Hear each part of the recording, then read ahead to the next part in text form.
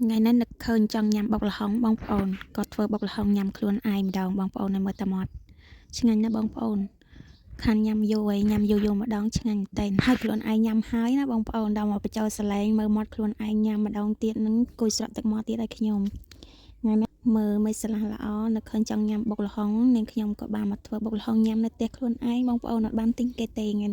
បុកល្ហុងនាងខ្ញុំគឺធ្វើខ្លួនឯងញ៉ាំបងប្អូនហើយគ្រឿងបុកល្ហុងអត់មានអីបាក់ទេបងប្អូនមានតែក្រូចឆ្មាហើយនាងខ្ញុំដាក់កាពិណាបងប្អូនកាពិសណ្តែកដីខ្ទឹមសហើយនឹងម្ទេសជីរណាប៉េងប៉ោះនិងល្ហុង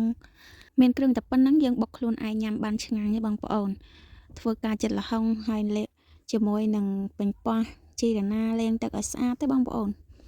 បន្ទាប់មកនាងខ្ញុំធ្វើការបុកខ្ទឹមជាមួយនឹងម្ទេសបងប្អូននាងខ្ញុំដាក់ម្ទេសអាចសាត់ទេបងប្អូននាងខ្ញុំអត់ដាក់ម្ទេសដៃនាងទេដោយសារតាអត់មាននាងខ្ញុំមានម្ទេសអាចសាត់ដាក់ម្ទេសអាចសាត់បងប្អូនហើយម្ទេសអាចសាត់នឹងគ្រាន់តែឃើញតែប៉ុណ្្នឹងបងប្អូននិយាយពីហាលនោះហាលអញ្ចឹងហោះហ្មងបងប្អូនណាមួយខ្ញុំម្នាក់សូវប៉ុនម្ទេសផងបងប្អូនបន្ទាប់ពីការបុកខ្ទឹមម្ទេសមកបងប្អូននាងខ្ញុំដាក់កាពិកន្លះស្លាបព្រាបងប្អូនហើយបន្ទាប់មកនាងខ្ញុំដាក់ទឹកម្ទេស1ស្លាបព្រាម្សៅស៊ុប1ស្លាបព្រានិងនាងខ្ញុំដាក់ស្ករសបន្ថែម4ស្លាបព្រាទៀតបងប្អូនហើយបងប្អូនប្រហែលជាឆ្ងល់ហើយមិនបានខ្ញុំដាក់គ្រឿងច្រើនម្ល៉េះបងប្អូនដោយសារតានាងខ្ញុំបុកល្ហុងនេះនាងខ្ញុំអត់មានបុកតែមួយចានទេបងប្អូននាងខ្ញុំបុកមួយចានដែកនឹងបដ ாய் បងប្អូននាងខ្ញុំដាក់ត្រូវគ្រឿងសម្រាប់បុកល្ហុងមួយចានដែកនឹងបដ ாய் បងប្អូនហើយដោយសារតានាងខ្ញុំអត់មានត្បាល់ធំបងប្អូននាងខ្ញុំជិលបុកច្រើនដងនាងខ្ញុំដាក់គ្រឿងតែម្ដងអញ្ចឹងបដ ாய் បងប្អូនហើយបន្ទាប់ពីការផ្សំគ្រឿងលៃគ្រឿងចូលគ្នាអស់ហើយបងប្អូននាងខ្ញុំក៏ចាប់ផ្ដើមចាក់ទឹកក្រូចឆ្មាបុកជាមួយគ្រឿងហ្នឹងបងប្អូនតបមកយើងបុកគ្រឿងនឹងឲ្យវាលាយសព្វចូលគ្នាបងប្អូនលាយសព្វចូលគ្នាអស់ហើយបន្ទាប់មកទៀត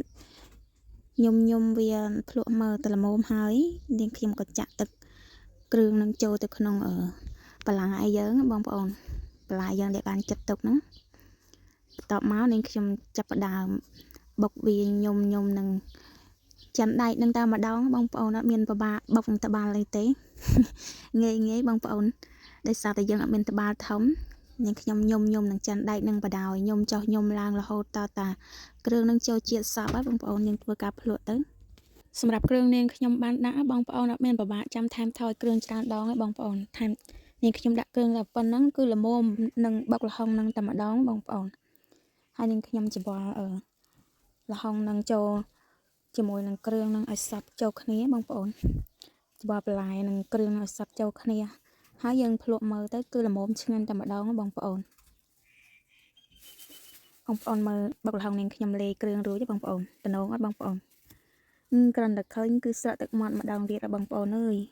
គឺឆ្ងាញ់ហ្មងបងប្អូនបុកល្ហុងហ្នឹងនាងខ្ញុំញ៉ាំរួចហើយឥឡូវមកបញ្ចូលសលេងមើលខ្លួនឯងបុកញ៉ាំម្ដងទៀតអញ្ចឹងគឺមានអារម្មណ៍តែឃ្លានទៀតហើយបងប្អូនអើយ